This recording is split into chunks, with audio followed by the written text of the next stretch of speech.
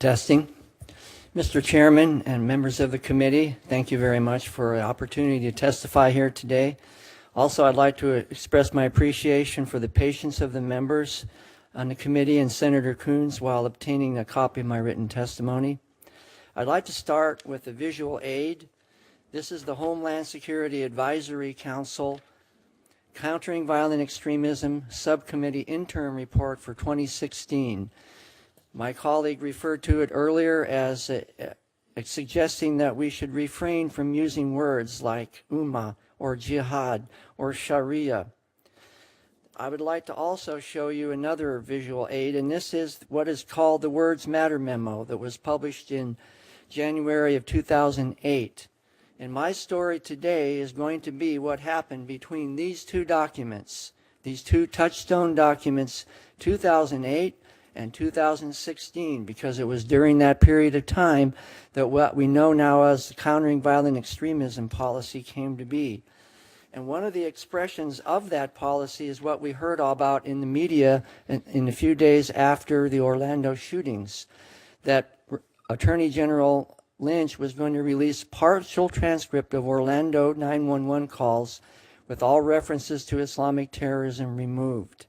That is a condensation of what was actually happening behind the scenes with subject matter experts like myself who were sworn officers to protect our country from threat, both foreign and domestic.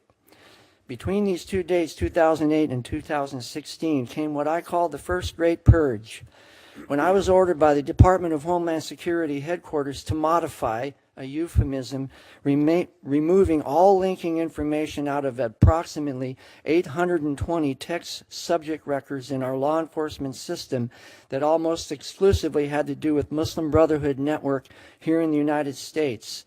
I was told to remove all unauthorized references to terrorism, that I was no longer allowed to do what are called memorandums of information received, what we call MOIRs, no more text records, no more research, and no more special treatment from the agency. But during that time, hundreds of law enforcement actions had been taken in the 3-year period when those 820 plus records were still in the law enforcement system. At exactly the same time, a controversial inaugural meeting took place on January 27th and 28th, 2010, between American Muslim leaders and the Department of Homeland Security Secretary Janet Napolitano, which was hosted by the Department of Homeland Security Civil Rights and Civil Liberties. It was controversial because several of the individuals attended the invitation-only conference in D.C. were known affiliates of at least two of the same Muslim Brotherhood front groups that had just been named as unindicted co-conspirators in the largest terrorism trial in the history of the United States, the Holy Land Foundation trial. Also that spring, at least 6 individuals with known affiliations to the Muslim Brotherhood front groups were appointed to the Countering Violent Extremism CVE Working Group, which was convened under the authority of the Homeland Security Advisory Council. I would like to show you now the logo of the Muslim Brotherhood, the moderate organization that this administration chose to ally itself with. Across the middle it says Al-Ikhwan al-Muslimin, which means the brothers of the Muslim, or the Muslim Brotherhood. And at the bottom, taken from Quran 860, is the word Wa'ayuda, which means prepare yourselves to terrify your adversaries with steeds of war or weapons of war. That is the motto of the Muslim Brotherhood. By the spring of 2010, we had come to the point that a CBP officer was literally linking information, meaning the dots, on Muslim Brotherhood-linked individuals from text, while the administration was bringing the very same individuals into positions of influence to help create and implement our counterterrorism policy, both in the domestic arena and in the foreign policy arena, as evidenced in our overt support of the Muslim Brotherhood in Egypt, Libya, Algeria, and Syria. Fast forward to August 30, 2011, when the Tablighi Jamaat court case that I worked on was approved by the Chief Counsel of Department of Homeland Security. And this is an icon of the Tablighi Jamaat movement, one of the largest in the world. Outside of the United States, it's called the Army of Darkness. I began a TDY assignment, meaning temporary duty, at the National Targeting Center in November of 2011, Within 6 months, we had instituted 1,200 law enforcement actions on the case that we had started. But in September of 2012, what I call the second Great Purge, when the administration removed 67 linking records out of that case that had direct ties both to the San Bernardino Mosque, Darul Uloom al-Islamiyah San Bernardino, and the Islamic Center of Fort Pierce down in Florida. In other words, the network that we had worked on at NTC is tied directly to the terrorist attacks that we've seen recently.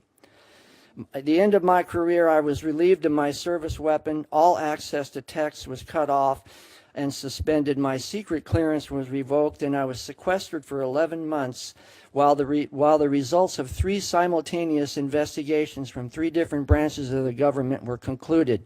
In July of 31 of last year, I retired honorably.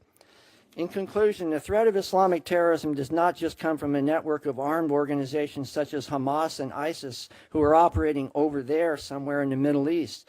In fact, branches of the same global network have been established here in America, and they are operating in plain sight, especially among those of us who have been charged with the duty of protecting our country from threats both foreign and domestic. The goal, meaning the strategy of the global Islamic movement, is based on Quran 2, 191 through 193, and is actually quite simple: to establish Sharia law everywhere in the world, including here in America. And there is an organization in the United States that's actively doing that. It's called the Assembly of Muslim Jurists of America.